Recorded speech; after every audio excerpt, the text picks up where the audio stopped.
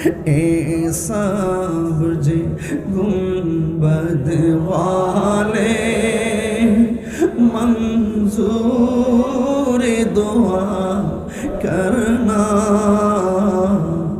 जब वक्त नज़र आए आका दीदार अता करना जब वक्त नज़र आए आका दीदार अता करना मैं कब्र अंधेरी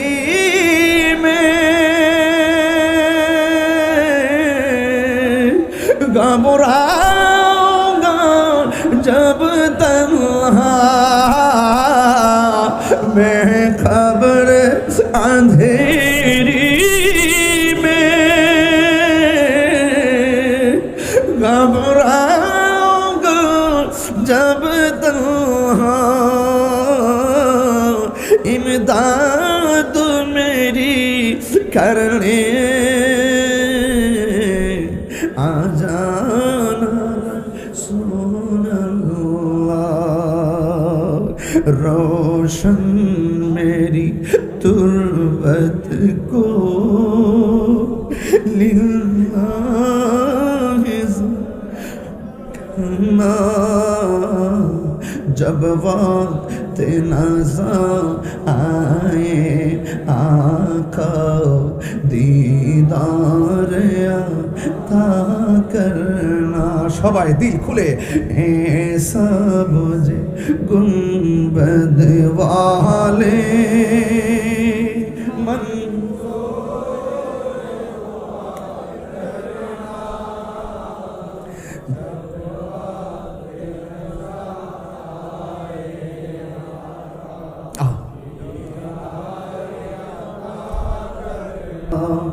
একটা জবান বন্ধ রাখবেন না নবীর পাকের শান শুরু করে দিয়েছি রে বন্ধু আমরা নবীর জন্য জীবন দিতে পারি রে সাহাবায়ে কেরামের জিন্দেগি তালাশ করে দেখেছি আমার নবীর সিনা মুবারকের বরাবর একটা বিয়াদব যখন তীর ধরেছে আরে বাবা সাহাবী এমনি হয় নাই কুতুব এমনি হয় নাই আফদাল এমনি হয় নাই গাউস এমনি হয় নাই ওলি এমনি হয় নাই মুমিন এমনি হয় নাই খাঁটি বান্দা এমনি হয় নাই আল্লাহ পাওয়ার পূর্ব শর্ত হলো আমার নবীর মুহাম্মদ এই জন্য সাহাবী দেখা ফলাইছে এক বিয়াদব যখন নবীর সিনা মুবারকের বরাবর তীর ধরেছে আমার একটা সাহাবী দেখা মনে মনে কয় আমার চোখের সামনে যদি আল্লাহর হাবিব সাল্লাল্লাহু আলাইহি ওয়াসাল্লামের বডি মুবারকে জিসিম মুবারকে পাথরের আঘাত লাগে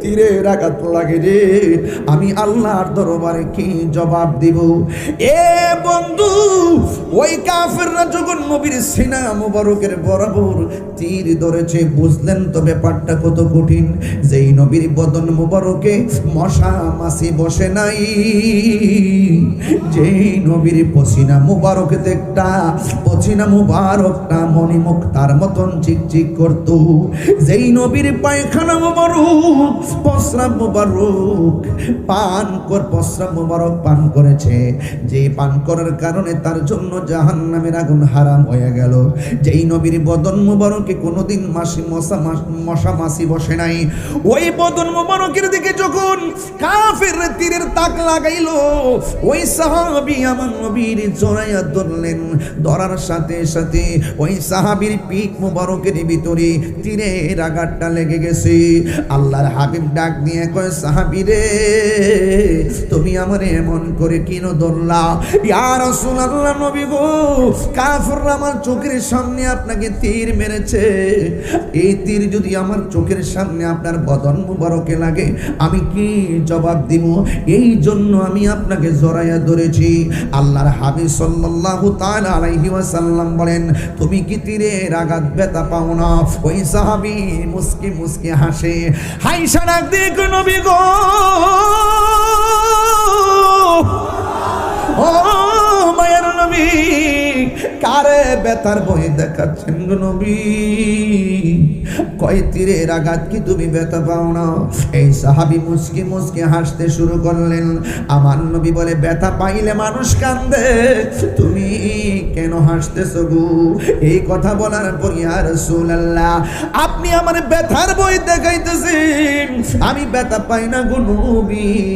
পিঠের মধ্যে যদিও লেগেছে বিষের তীর, আমার সিনাটা তো লাইগা রইছে, আমার বুকটা তো লাইগা রইছে রহমাতুল লিল আলামিনের সিনা মুবারকের সঙ্গে। আরো বড় করে কন্যা আল্লাহু আকবার। বন্ধু, আল্লাহর হাবিব সাল্লাল্লাহু তাআলা আলাইহি ওয়াসাল্লাম বলেন, রে সাহাবী, তোমার শরীর থেকে যেইভাবে রক্তক্ষরণ হইতেছে, তুমি দুনিয়া থেকে বিদায় হয়ে যেতে পারো। এবার মরণ যন্ত্রণা কিন্তু তীরের আঘাতের চাইতে আরো কঠিন। এই সাহাবী মুস্কি মুস্কি হাসি শুরু করলেন। আল্লাহর হাবিব বলে, ও সাহাবী রে, মরণের কথা শুনলে সবাই কান্দে, সবাই টেনশন করে, তুমি তো জানো মরণ যন্ত্রণা বড় কঠিন, তুমি কেন মুস্কি মুস্কি হাসতেছো? মরণের কথা শোনার পরও তুমি কেন হাসতেছো? ওই সাহাবী ডাক দিয়ে কই, নবী গো, ও মায়ের নবী, আমি হাসি কেন জানেননি? মরণের কষ্টের ভয় আমার বলেছেন, এই জন্য আমি হাসতেছি। কয় কেন? ইয়া রাসূলুল্লাহ, যার সিনার, যার বুকের মধ্যে আমার রহমাতুল লিল আলামিন জড়ানো, যার চেহারাটা, চোখটা রহমাতুল লিল আলামিনের চেহারা মুবারকের দিকে, যেই নবী আমার সামনে আজরাইল এসে আমার রূহ কবজ করব, এই টেনশন আমার নাই গো। নবী আছে, মরণের যন্ত্রণা নাই। আর জোরে জোরে কন্যা আল্লাহু আকবার।